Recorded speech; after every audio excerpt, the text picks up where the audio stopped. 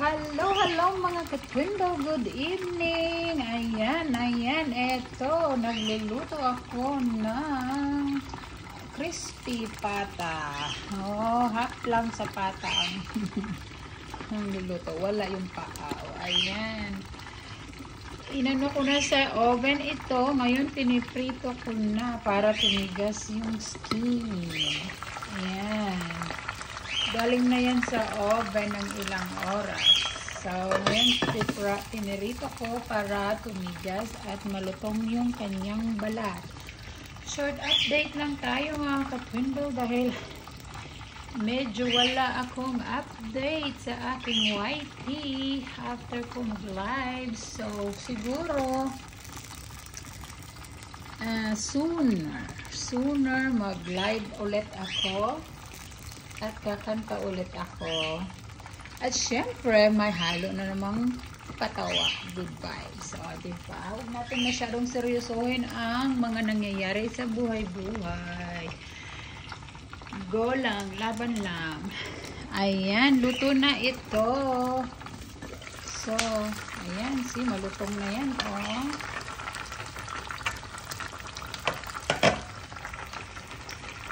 Malutong na siya, mga katwinder. So, ayun na, pwede na itong ipalamig at hiwain. Ihanda natin ang ating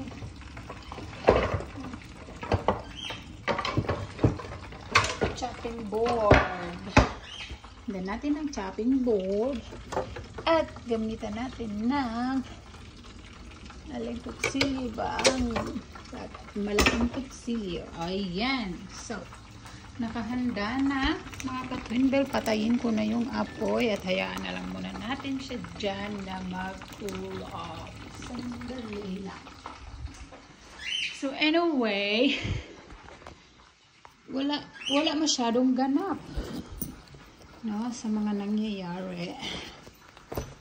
Ito, pauuwi ko lang din.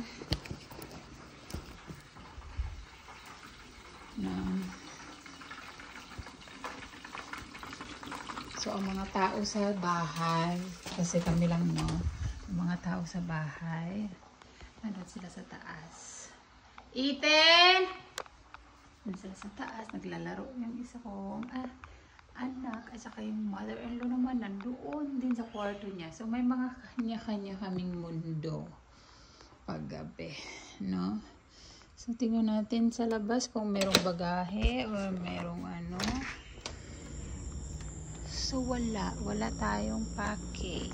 So, tingnan nyo ang neighborhood. Sobrang tahimik. Wala talagang mga boring talaga dito. Kaya gusto ko talagang umuwi. Magbakasyon. Sobrang boring na talaga dito. Ay, nako. Ayan. Ayan na. Cool off na ito. Ayan, balikan natin. At ilalagay natin iyan. O, diba? So, ayan mga katwinder. Hamuin natin. Ooh! Tignan nyo. Tignan nyo, malutong na siya. Tignan nyo kung gaano siya kalutong. So, ganyan ang ano ko pag nagluto ako ng ng crispy pata o lechon kawali. Ino-oven ko muna siya. Ayan, naging chicharon na siya. Narinig nyo?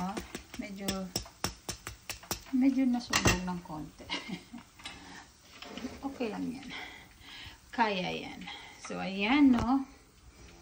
Ayan. Oh. Parang buret naman yung lumabas. Parang buret lang. So, ito.